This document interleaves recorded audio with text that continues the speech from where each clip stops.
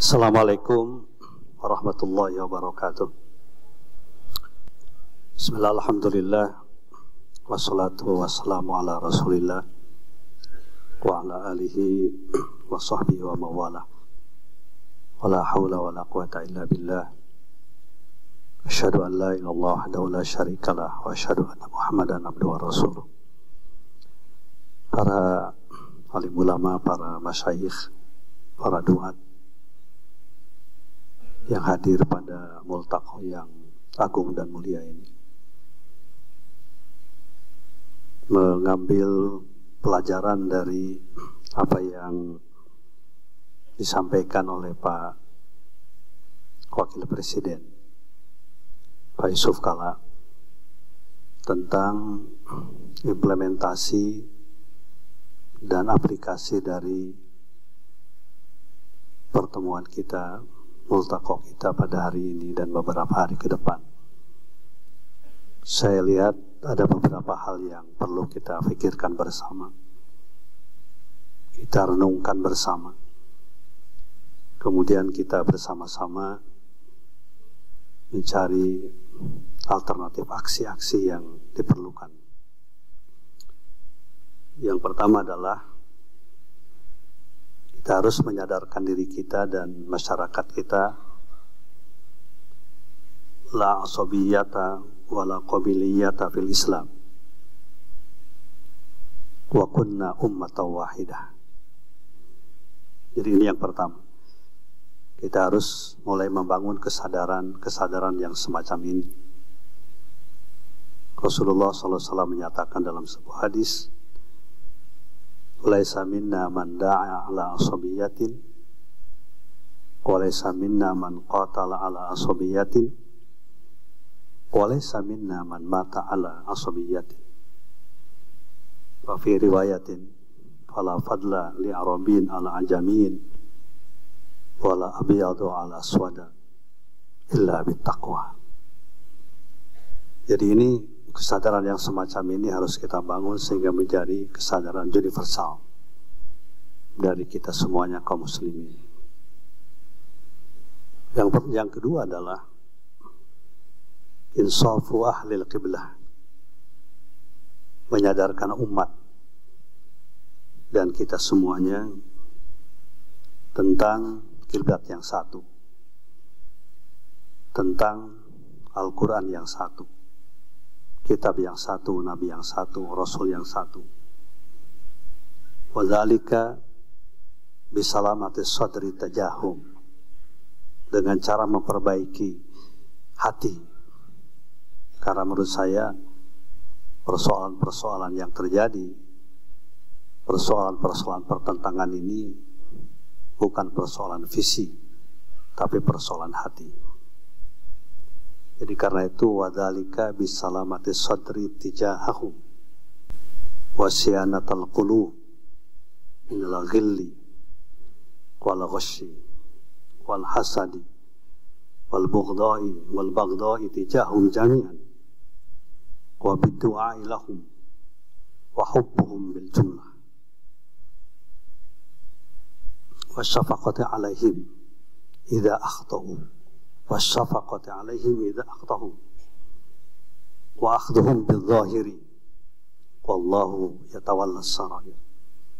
Wa fi hadza yaqulu asy-Syatibi rahimallah fa inna sayyidal bashari sallallahu alaihi wasallam ma'ilami bil wahyi yujri al-umura ala dhawahiriha bil munafiqina wa ghairihim wa in alima bawatina ahwalihim. Jadi memang kita harus mulai menghilangkan saling mencurigai di antara kita. Kita hukumi segala sesuatu dengan yang zahir. Rasulullah SAW mengetahui tentang kondisi orang munafik, tapi beliau selalu menghakiminya itu adalah dalam hal yang bersifat zahir. Ini yang kedua menurut saya. Yang ketiga adalah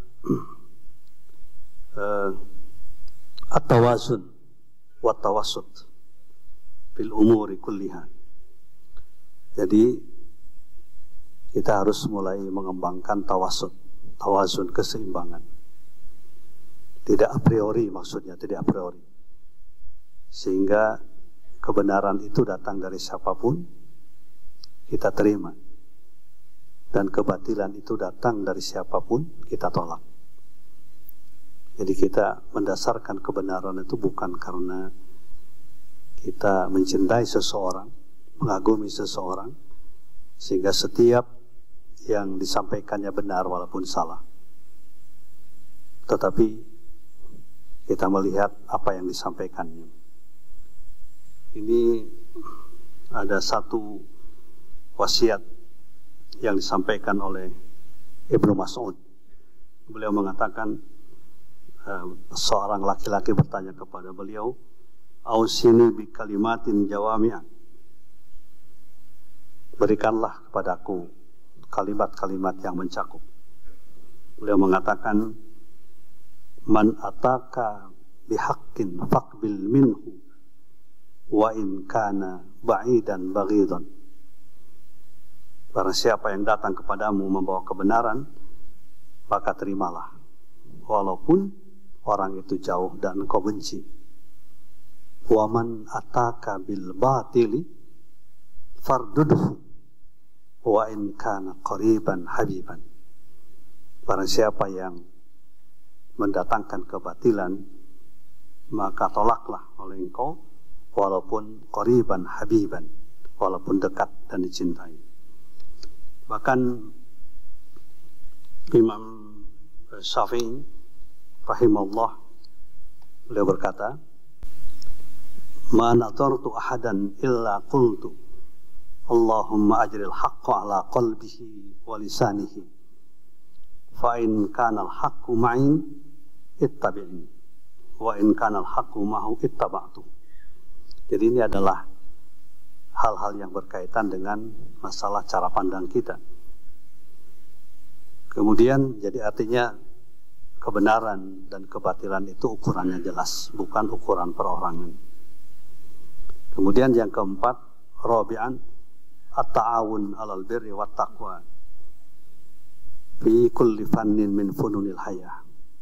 Jadi kita harus mengembangkan kerjasama, ta'awun, dalam semua bidang kehidupan. Ini kerjasama inilah yang perlu kita lakukan bersama-sama. Al-iqtisadiyah misalnya, tadi yang Pak Wapres banyak mengungkapkan. Dan ekonomi kita kan ekonomi jamaah, bukan ekonomi individu. Ekonomi Islam itu adalah ekonomi yang menekankan pada jamaah. Masjid-masjid yang alhamdulillah ramai kemarin pada bulan Ramadan, menurut saya harus dijadikan 3 pusat masjid itu. Kenapa sekarang kita harus ar-ruju' ilal masjid? Karena masjid itu merupakan tempat yang paling berwibawa dalam institusi yang dimiliki umat Islam. Kembali ke masjid. 3 pusat. Pertama adalah pusat ibadah, pusat persatuan dan kesatuan, dan yang ketiga adalah pusat pemberdayaan. Jadi pusat ibadah berjamaah, harus kita hidupkan, kita ramaikan. Tanpa berjamaah tidak mungkin ada kesatuan persatuan. Dan yang kedua adalah pusat ukhuwah, pusat mempersatukan umat di masjid itu. Karena kita mengetahui orang-orang yang memakmurkan masjid pasti dijamin akan selalu mendapatkan hidayah dari Allah. Innama ya'muru masajidallahi man amana billahi wal yawmil akhir wa aqamas salata wa atas zakat wa lam yakhsha illallah fa asa ulaika yakunu minal muhtadin.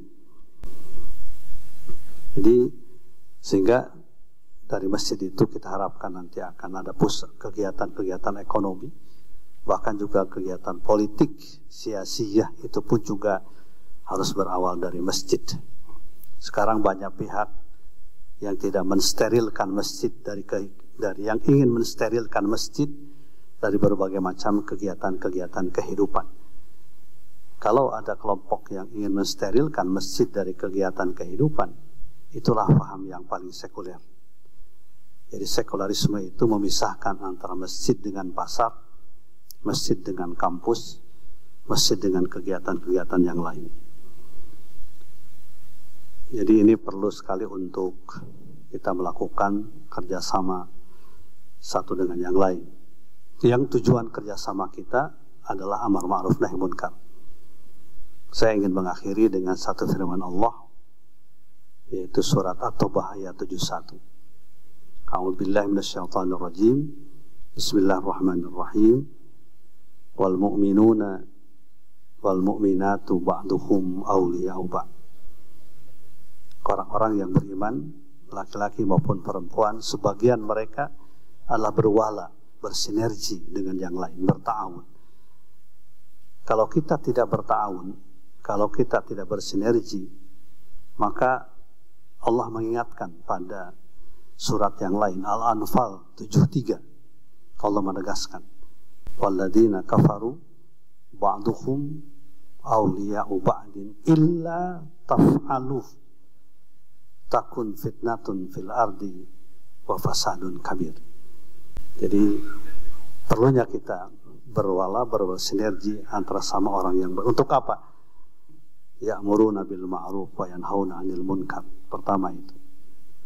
Jadi kita harus melakukan kerjasama yang kuat dalam bidang amar ma'ruf nahi munkar, karena amar ma'ruf nahi munkar bukan semata-mata ceramah, akan tetapi juga perbaikan kehidupan, menjauhkan masyarakat dari berbagai hal yang merusak.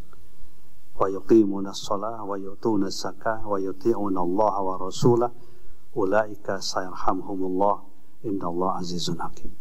Mudah-mudahan pertemuan pada hari ini akan selalu menghasilkan kebaikan-kebaikan kita di masa yang akan datang. Mudah-mudahan yang hadir di sini dipertemukan hatinya, kemudian dipertemukan fikirannya, dan kemudian dipertemukan amaliyahnya. Kita butuh sekarang ta'liful qalbi, ta'liful fikrah, wa ta'liful harakah. Menyatu hati, menyatu pikiran, dan kemudian menyatu langkah dan amal perbuatan. Saya kira demikian. Terima kasih. Alhamdulillahirabbil alamin. Assalamualaikum warahmatullahi wabarakatuh.